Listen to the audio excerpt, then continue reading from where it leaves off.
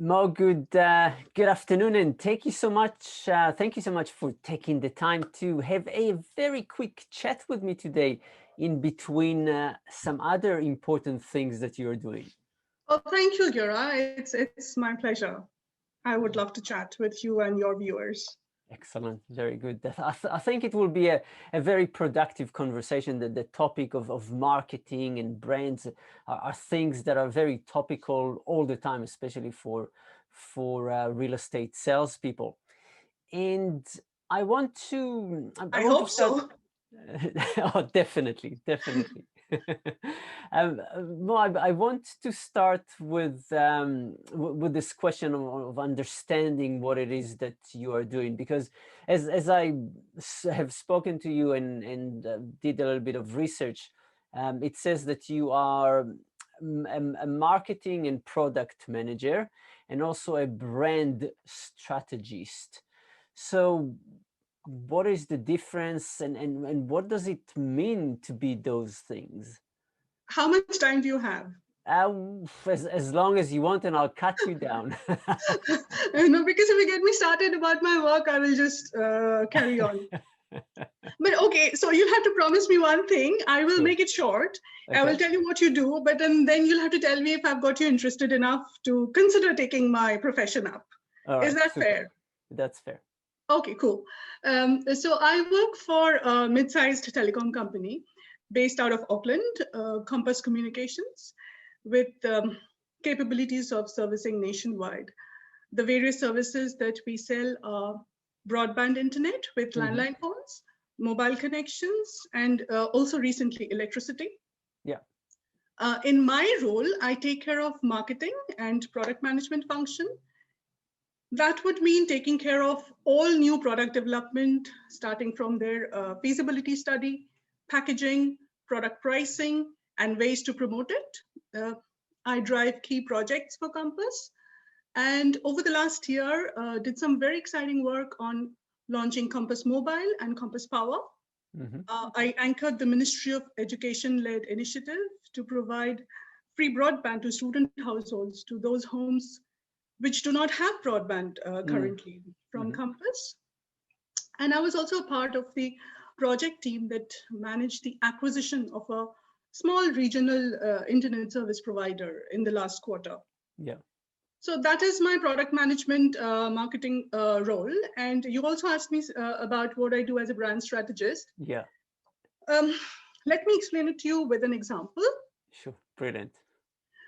So when I joined this organization in 2019, uh, our tagline used to be tagline is what you see written below a brand. For Mhm. example, you have Barzile and then you have raising the bar written below your Yeah. name, right? So that is your tagline. That's what you Yeah. stand for. That's your value. So Compass value or Compass tagline used to be NZ's best little telco. But what I felt is we needed to qualify that. I mean, why best? Who says we are the best? Mm. And if we were claiming ourselves to be the best, what support did we have to prove it? There was also a legal challenge to consider for Consumer Affairs Department. Mm. You know, if we are calling or claiming ourselves to be the best, Yeah. so therefore I felt the need to change it and communicate and really communicate what we stood for. A tagline that crafts the brand promise within it. Yeah. So what I did was I coined the idea of small enough to care and big enough to make a difference, Mm. because that is exactly what Compass was delivering. Yeah. A small enough size of business with dedicated, personalized care for our customers, and at the same time, an organization that could deliver nationwide with its multiple range of products. Mm. And currently, I'm working on developing the Compass chatbot, its look and feel, the various questions that it will answer, or its various capabilities, so that it delivers the same promise as the other customer touchpoints. Mm. Basically, bringing everything together. Um, that would kind of summarize my role. And I must say that we've been extremely fortunate extremely fortunate as an essential service provider to continue business in 2020. I'm really grateful to have had a very busy year. Yeah, yeah, yeah. It's always good to be busy. So a brand strategist, what really your job is to look at what you do and say, this is our place, this is our spot in the marketplace. Am I right? Yes, yes, absolutely. What Compass stands for, the values it delivers, the promises it makes, Mm, and making it kind of 360 degrees, that one unique communication yeah. that goes across all channels. And do you maybe it's a little bit less right now because you're more in a managerial position, but before that, did you specialize or do you still specialize in working in specific fields in the digital marketing area Mm, or specific platforms? um, I have a lot of love for content and data. By good content, I mean something that says a little story. In fact, shows something, just not tells it. Something happens between then and now. It creates a connect with the audience. It is relatable, and data well told is a story too. Mm, But I think now I'm digressing from your question. What I just said is not only relevant for digital media, but for every narration, I guess. mm, But yeah, that could be my uh, not my area of specialization, but my area of love. mm. Right, right. So telling stories or yeah, kind of telling stories through digital media and Yeah, incorporating. yeah. Uh, okay. Brilliant. And a lot of the people that are going to be watching this are salespeople, real estate salespeople, and others. And I see a great desire with them to use digital media, to use digital marketing, but also a lot of confusion on what it is that they do, where do they start, how do they start, what would you advise? Well, where should they start? Good question. But before I answer that, tell me something. Are you talking about independent real estate agents, or in individual capacity, or working for an organization? So the individuals themselves, yes, those the salespeople themselves, yes. Oh, okay, okay. So what I understand is that this is a field where competition is fierce, and an agent needs to kind of set themselves apart. And it's also very difficult because it's kind of me too. So setting themselves apart in such a fierce competitive market is difficult, both online Mm, and offline. Um, Now, if you look at the buying process, and you could correct me if I'm wrong, most house buyers use the internet to begin their house hunt, mhm, right?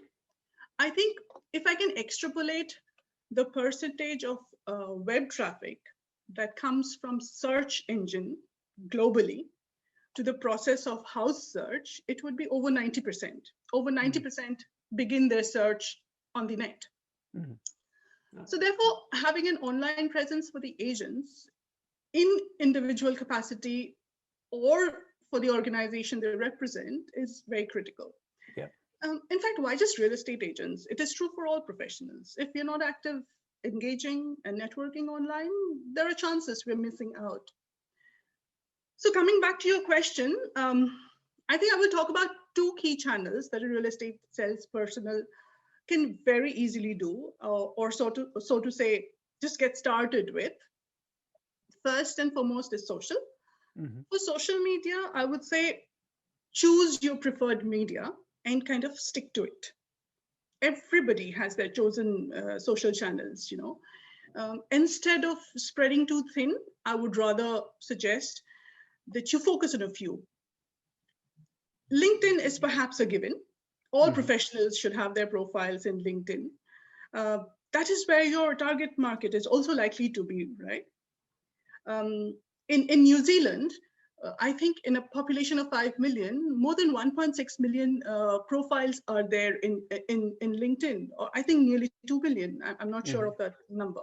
So, and most of them are sitting back and watching, scrolling, lurking, not creating original content. So it is a huge opportunity for anybody posting regularly on LinkedIn Yeah. to stand out. LinkedIn also gives inorganic or unpaid reach that few other social channels can currently give. The other benefit is if you also have a Twitter channel, you can post on both these platforms simultaneously, provided Okay. it matches the guidelines of both the platforms. Yeah.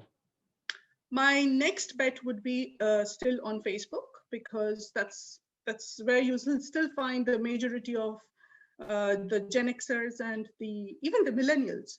So if you're posting in Facebook, you can simultaneously post on Instagram too.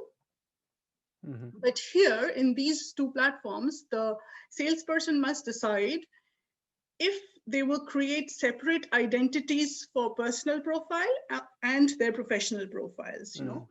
It is important, particularly in Facebook, because Facebook is currently considering a lot of privacy issues. So to join relevant groups and Yeah. create conversation within those groups to create noticeability. Yeah. Yeah. Uh, so were you saying something? Keep going. I'll ask Ah, another question soon. Yeah. okay, cool. So now, no. So what I would like to add here is showing up in social media can be quite time consuming, but at the same time, being consistent is also the key to stand out and make a mark. I would suggest making weekly content plan so that it takes the toil out of planning what to post every day. And also, it's not that you have to only publish original content. Share others' content, but add your own perspective to it so Right. that you can establish your thought leadership with every digital footprint you leave. And the other thing that I would like to add here is show up as your authentic self. I mean, not just chase perfection. Yeah. For real estate, property selling, I understand perfection, perfect photo finish is really required, but do your own photos, which may not be perfect. Do them besides the professionally clicked shots and add your own touch to it. For example, take a shot of what you see on your mobile phone and post it with a caption like, this is my ideal corner with my morning coffee, scrolling my news feed before I set out for the day.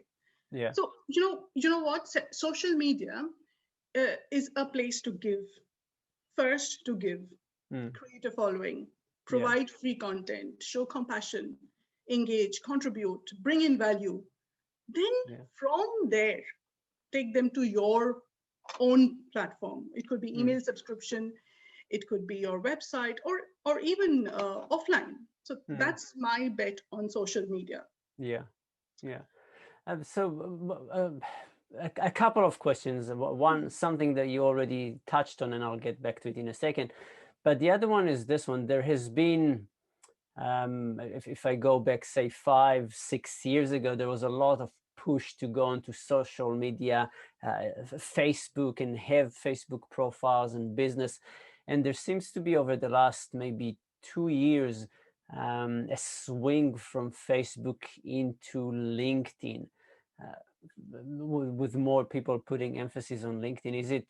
Is there a specific reason for it, or is it trends, or why is it? No, I think a few reasons I could think of. Facebook is limiting organic reach of your post. So 2-3 years back, the number of people you would reach in your network with 500 connections, for example, was way more than what you would reach today with the same 500 number of connections in your network. Yeah. And Facebook is promoting groups very heavily.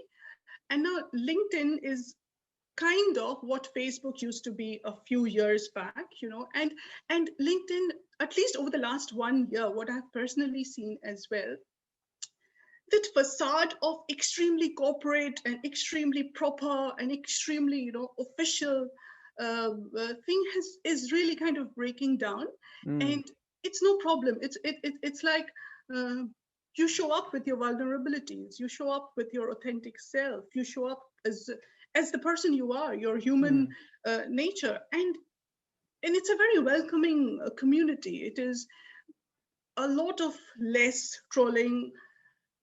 And over the last 1 year, what all of us have gone through, I think people have overall in LinkedIn as well have become very welcoming, and uh, it's become a very interactive kind of a forum.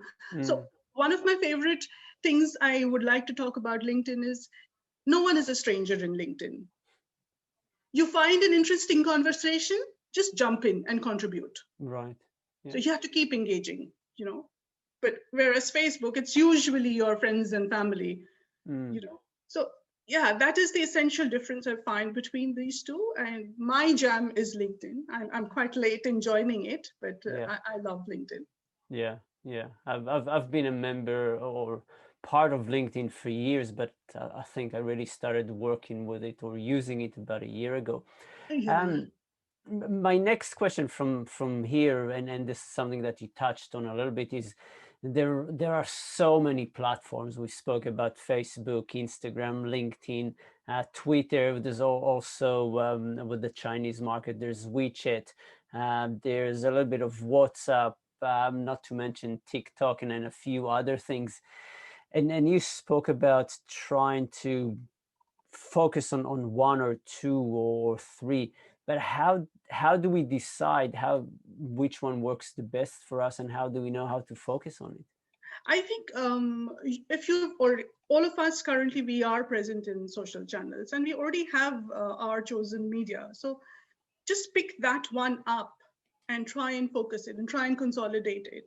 Mm, But apart from social media, I think I should also talk about one more tool, particularly for real estate personnel, and that is email marketing. mm, You know, I think your email base is one of your most precious possessions. And you do so many open homes and you collect email addresses, and that is a very, very precious possession that you have. And email is one of the best lead converters and gives a very good return on investment. mm, In fact, with the free versions that are available with some of these email marketing tools like MailChimp, you can start with zero investment. Just set up your audience and create information-based campaigns. Um, Remember the Hansel and Gretel story? Nurture your leads by sharing breadcrumbs like them. But I think like no, that was a bad example. I think that's a don't bit share sinister. breadcrumbs because they get stolen, they get eaten up, and they lost. Hansel and Gretel lost their way, right? So Yes. share something more memorable. I mean, be it in social media or in via your email, share something memorable. I mean, not just sales driven, but value driven. Kind of, Mm, tailor your communication based on the previous interaction you've had with them.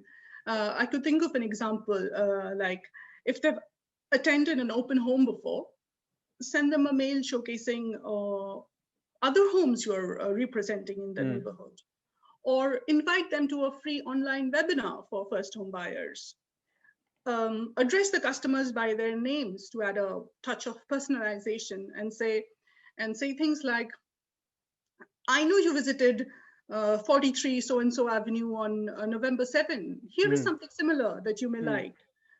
Do a small video Yeah. of what you stand for and what sets you apart, and share that in your email. In fact, I should say this, be it in social media or in email, uh, the likelihood of a person checking your call to action is way higher if you are including a video within your communication. Mm, And if you're a camera shy person, do an animated video. And these days, it's very easily, it could be done. In fact, I have two very basic, very scratch animated videos, which you could, share with your viewers here. yeah. I mean, it, I have to tell you, these are very basic or scratch level, but I'm just trying to make a point that you can make a difference with what you stand for, what your values are, and you set that out through all kinds of communication you make, no matter which social channel you choose or via your email communication.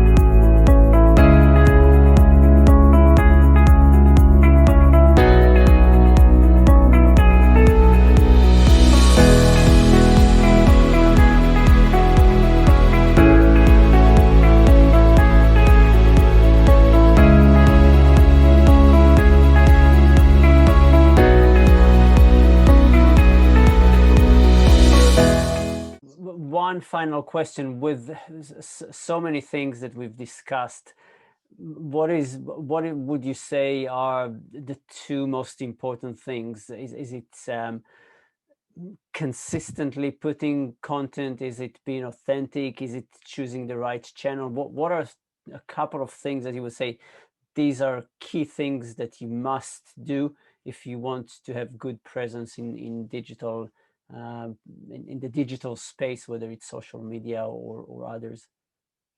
I would say, to begin with, have a clearly defined proposition and show up relentlessly, consistently offering value. It is like, have a 80-20 rule for offering value. 80% of your time should be value driven, 20% should be sales driven. Be authentic, be the go-to person, engage with your audience, no matter which platform you choose, and no matter how large or small your size of audience is. Ask your existing customers for recommendations and seek their permission to showcase that in your channels. Yeah. And what is more important, because these are large, high value items that you are selling, don't stop after selling. Continue offering value. For example, send a local care package to customers you have just sold to, something like restaurant gift vouchers or movie tickets. If you don't want to spend any more money on them, send them local information. Like, that doesn't cost a thing. A list of local cafes that offers great value, or a handyman's number, or something like that. Basically, don't stop. Just stay in touch with a birthday wish, with a thank you card, so that you remain top of mind when it comes to buying property, and they can refer you to friends and family. And create your personal brand, create your personal statement, write guest columns in online publications, get invited to podcasts, do your own free webinars. It's so easy to get webinars done and just float it online. So those would be a few of the things that are very easy to do, the low-hanging fruits, and kind of keep ticking. Yeah.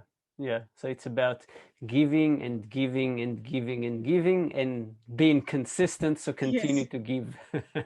Yes. Brilliant. Mo, that's a lot of information, and I thank you for sharing that information and for spending the time with me on this video. I really appreciate it. Thank you so much. I really enjoyed this. I enjoyed it as well. Thank you.